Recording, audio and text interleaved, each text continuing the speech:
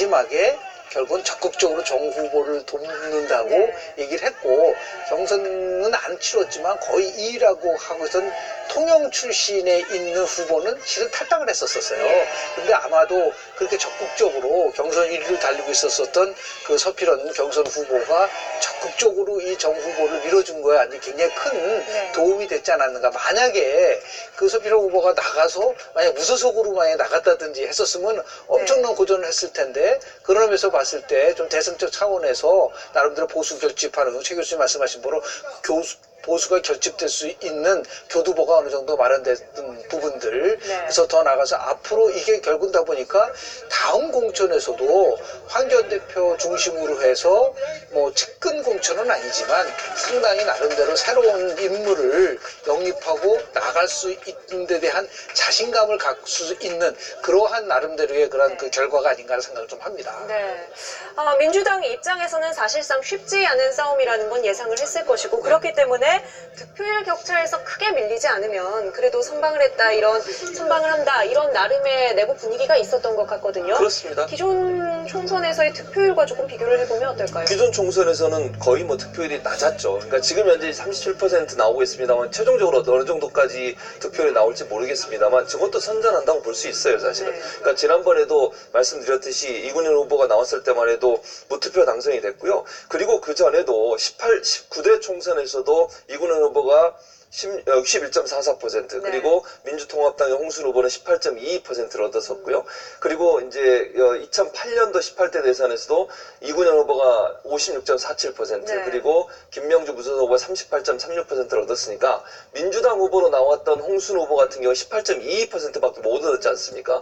그렇다고 하면 이번에는 선전한 거죠, 사실은. 그러니까 양문석 후보가 이 정도까지 올라왔다고 하는 것은 그래도 열심히 뛰었다는 부분은 어느 정도 인정이 되는 부분인 것 같고요. 다만 그럼에도 불구하고 막판에 이제 경제 문제라든지 아니면 그 뭐 장관 후보자 문제, 이런 문제들이 여러 가지로 영향을 미친 것 같아요. 그러니까 전체적으로 현 정부가 갖고 있는 여러 가지 정책이나 기조나 아니면 여러 가지 뭐 그 장관 후보자 선정 문제라든지 아니면 청문회 문제나 이런 문제들이 알게 모르게 선거에 이 모양 저 모양으로 영향을 미쳤지 않느냐. 단순히 이거는 후보 대 후보의 경쟁이라기보다는 창원 성산의 개표 상황 한 번 더 짚어보고 가지요. 또 조금 변화가 있었습니다. 개표가 78.7% 지금 진행된 상황이고요. 격차가 좀 좁혀졌습니다. 많이 좁혀졌습니다. 강기훈 후보 46.3% 여전히 앞서 나가고 있습니다만 득표율에서 조금 차이가 좁혀지고 있고요.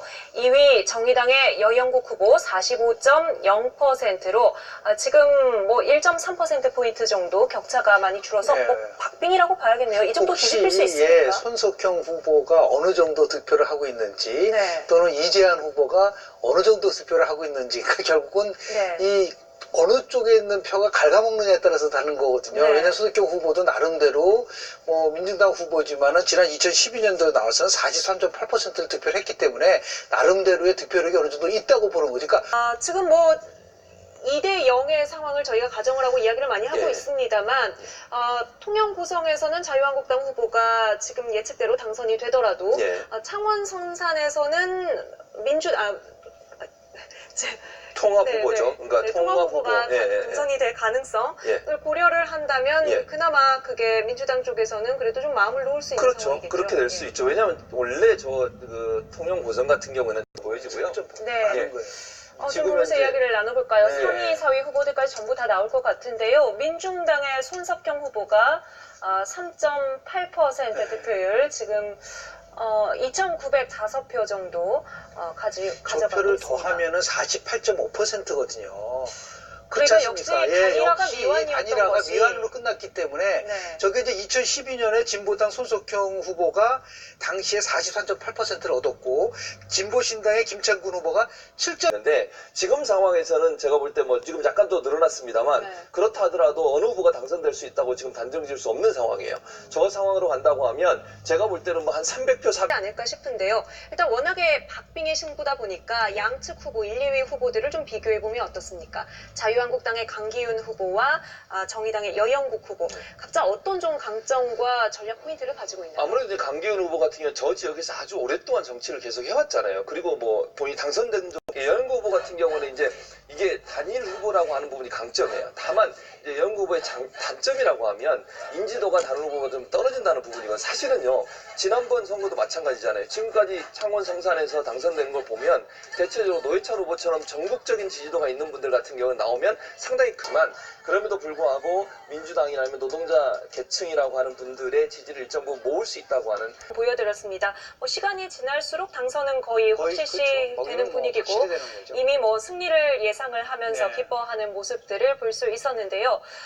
황교안 당대표의 최측근이자 그렇습니다. 어떻게 보면 내부에서는 낙하산 그렇습니다. 인사가 아니냐는 비판도 네네네. 받았습니다.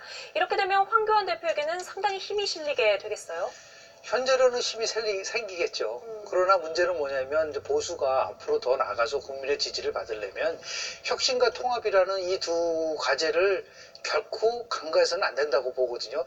혹시나 만약에 2대 0으로 통합을 가야 되는데 그렇지 않고 예를 들어서 모두 다 그냥 당내에 화합이란 걸 가져가서 친박도 다 같이 가져가야 되고 등등 지금 문제가 되고 있는 여러 가지 5.18 4% 개표 상황 아직 90%까지 가지는 못했고요. 근소한 차이입니다만 그래도 꾸준히 자유한국당 강기훈 후보가 조금 더 앞서가고 있습니다. 이 부분이 정의당한테는 굉장히 힘들 수밖에 없는 부분이 제가 이제 아까 앵커 질문에 좀 답변하자면 네. 그게 아니고 반대입니다. 그게 무슨 얘기냐면 정의당하고 민주당하고 후보가 단일화되니까 네. 보수가 결집했다가 아니고 네. 보수는 원래 결집해 있어요. 그런데 범진보가 단일화를 못한 거죠. 그 선거의 기본 공식이 뭉치면 이기고 분열하면 패배하는 거예요. 그런데 범진보 쪽은 단일화에 실패를 한 거죠. 민중당의 손석경 후보가 범진보 후보 단일화에 동참을 안 했기 때문에 그렇다면 지금 결과적으로 만약에 이렇게 초박빙으로 범진보 후보가 단일화를 못했기 때문에 저도 그걸 여쭤보고 싶었거든요. 근데 만약에 이제 과연 득표율을 어느 정도로 하느냐 그리고 피차 득표율의 차이가 어느 정도가 되느냐가 네. 굉장히 중요한데 일단 통영 고성의 경우는 한국당 후보가 압도 사실인데 네. 이게 표 차이가 줄어서 그런 거야. 아까보다는 약간 더 표정이 조금 풀린 조금 모습인데요. 풀린 모습이 보이고 있네요. 제가 볼 때는 이런 양상이면은 네네. 앞으로 100% 미만의 승부가 될 것으로 예측됩니다. 100표 미만의 승부가 될 것이다. 100표 미만에. 아, 왜냐면 지금 계속해서 아까 1000표였는데 그러니까요. 2000표였는데 1000표로 500표 안 1000표였는데 돼요. 500표 그리고 지금 지금 사전에 여론조사에서는 또 정의당 후보가 이긴 으로 나왔기 때문에 네. 제가 볼 때는 어쨌든 100표 미만의 승부가 될 것으로 예상이 됩니다. 지금 거의 양측 한 6% 이제 개표 남은 상황인데 기집애 가능성은 충분히 있는 거라고 봐야 되는 거죠. 충분히 있다라기보다는 예. 없다고 단언할 수 없다. 없다고 말할 수 이것도 없다. 맞추면 전쟁이 아니에요. 예. 어떻게 맞추겠어요? 아니 이게 와, 사실 조금 있으면은 100표 미만이라고 하면 재검표 논란이 좀 있을 수가 있어요. 그럴 수 있겠네요. 그래서 근데 지금 PK라고 하는 거는 표 자체보다도 사실은 기세에도 굉장히 중요한 의미를 갖는다. 게다가 영남 후보가 아닌 영남 출신이냐는 오수 대표에게 그 PK는 굉장히 중요한 의미를 갖습니다. 사실은 이회창 전 대표 때도 굉장히 지지도가 떨어졌을 때다 이렇게 생각이 듭니다. 그렇군요. 지금 그러면 바른미래당 한번 얘기해 보겠습니다. 손학규 대표도 굉장히 내려가서 열심히 지금 뛰고 있는데 그 창원 성산에서 이재환 바른미래당 후보를 내보내고 굉장히 열심히 뛰었고 이현주 의원은 같은 당인데도 불구하고 손학규 대표 벅차고 갔다 찌질하다 거기까지 왜 내려가냐 후보를 왜 내냐 그리고 10% 득표 못하면 당대표 사퇴하라 이런까지 중앙선거관리위원회 홈페이지를 보면요. 네, 역전이 됐습니까? 99.98%가 개표율이 됐고 정의당 여영국이 중앙선관위 홈페이지입니다. 여영국 후보가 42,662표, 강기훈 후보가 42,159표예요. 500표를 앞서 있는 상황으로 여영국 후보가 역전을 한 상황으로 500표나. 중앙선관위 홈페이지를 제가 보면서 말을 하고 있는데 99.98% 개표율이고 이게 끝까지 모르겠네. 이렇게 되면은 이제 역전이 끝나는 건가요? 된 겁니다. 일단 결과가 이제 그 개표가 다 완료가 되고 확실시라는 게 나오면 저희도 그 부분은 약간 조심스러워서 저희 화면에는 아직까지는 반영이 안 된 상황인데 요 저희가 정도까지 실시간으로 말씀드리고. 잠시만요. 지금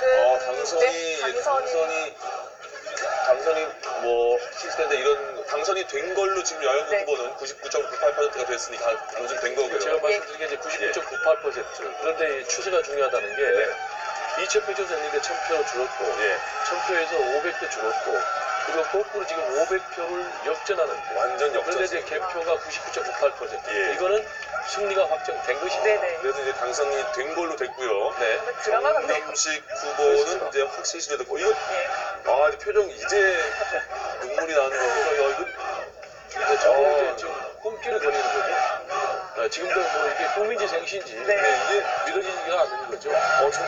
지금 당선이 역전이 되면서 당선이 됐습니다. 보궐선거에서 창원성산 노회찬 전 의원의 유지를 잇고 정신을 잇겠다고 말한 여영국 후보 지금 민주당과 단일화를 한 이후에 네. 정말 극적으로 역전을 했는데 이거는 정말 와. 뭐 여야를 떠나서 정말 대단한 드라마네요. 네. 정치 드라마죠. 지금 11시 이제 27분 지나고 있거든요. 저희가 뭐 10시쯤이면 나올 거다 이런 얘기를 했었는데 정말 너무 박빙이어서 11시 반이 되어서야 결과가 나왔습니다. 이렇게 되면 저희가 이제 앞서 분석했던 걸 다시 해야 되는 부분들도 생기는 것이 사실 이렇게 되면 이제 한 자리를 얻어서 교섭단체 지위도 얻을 수 있는 그런 상황이고 그렇게 되면 성공할 수 있는 그런 계기가 마련되지 않았나 이렇게 볼 수 있을 것 같습니다.